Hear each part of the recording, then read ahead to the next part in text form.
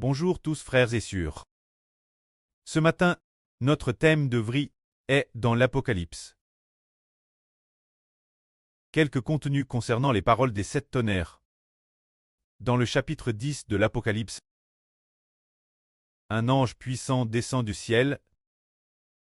Après que cet ange a levé la main et jure, les 7 tonnerres en parlent. Lorsque les 7 tonnerres en parlent, l'apôtre Jean allait écrire ce que disaient les 7 tonnerres. Mais une voix du ciel a dit, ce qu'ont dit les 7 tonnerres, ne elle série pas. Alors, pourquoi les paroles des 7 tonnerres ne devaient-elles pas être écrites? Ah, quel est donc le contenu des paroles des 7 tonnerres? Si ce n'est pas révélé par le précleste, personne ne sait ce que disent les 7 tonnerres. Mais le pré a ouvert les oreilles de notre frère Héber, pour que Héber puisse entendre ce que racontaient les 7 tonnerres, et le comprendre aussi dans son esprit. C'est pourquoi, aujourd'hui nous étudions ensemble, ce moment tel Dieu a dit, que les paroles des 7 tonnerres devaient être celles, mais celles jusqu'en. Celles jusqu'à ce que le personnage lit aux 7 tonnerres apparaisse. Les paroles dites par les 7 tonnerres, quand la personne concerne apparaîtra, cette personne entendra de ses propres oreilles le contenu des paroles des 7 tonnerres. Ensuite, lisons d'abord la première partie du chapitre 10 de l'Apocalypse. Puis je vis un autre ange puissant descendre du ciel. Enveloppe d'une nue, sur sa tête, l'arc-en-ciel, son visage était comme le soleil, et ses pieds comme des colonnes de feu. Il tenait dans sa main un petit livre ouvert. Il posa son pied droit sur la mer, et son pied gauche sur la terre, et il cria d'une voix forte, comme rugit un lion. Quand il eut crié, les 7 tonnerres firent entendre leur voix.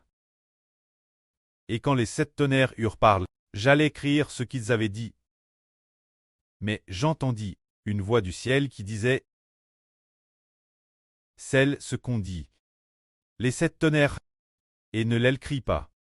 C'est pourquoi, dans l'Apocalypse, beaucoup de gens lisent sur les 7 tonnerres, sans savoir ce qu'ils disent. Alors, comment pouvons-nous connaître le contenu des 7 tonnerres, et comment comprendre le mystère de Dieu? Regardons de plus près, quel genre d'ange c'est. Cet ange, nous voyons qu'il est un ange puissant.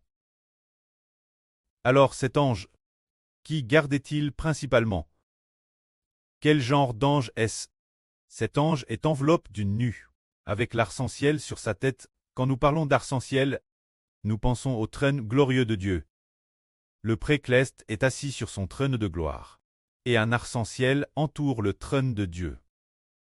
L'arc-en-ciel nous rappelle aussi qu'après la fin du grand déluge de Noé, Dieu appela l'arc-en-ciel dans les nues, en disant Noé que, lorsque Dieu verrait l'arc-en-ciel, il se souviendrait de l'alliance que Dieu a établie avec Noé, qu'il n'y aurait plus de déluge pour détruire la terre.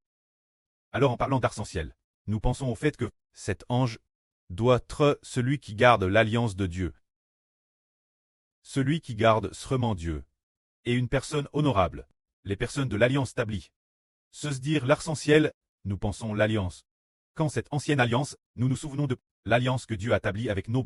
Alors, dans le Nouveau Testament, puisque l'arc-en-ciel nous fait penser l'alliance, nous rappelle que Dieu a fait alliance avec l'humanité. Signifie qu'elle ne changera jamais. Alors cet ange est certainement l'ange gardien de l'alliance. Le visage de cet ange est comme le soleil. Ses jambes comme des colonnes de feu. Quand nous parlons du soleil, on a rarement entendu dire que le visage d'un ange soit comme le soleil. Pourtant, nous savons, quand le Seigneur Jésus se transfigure, son visage était comme le soleil. Au début de l'Apocalypse, son visage était aussi comme le soleil, brillant comme le soleil dans sa force. Et nous nous souvenons aussi que dans l'Apocalypse, il y a quelqu'un appelle le soleil. Il y a une femme qui est enveloppe du soleil. Alors quand cet ange, son visage est comme le soleil, est certainement lit, cette personne associe au soleil, que la gloire soit auprès et au Seigneur. Amen.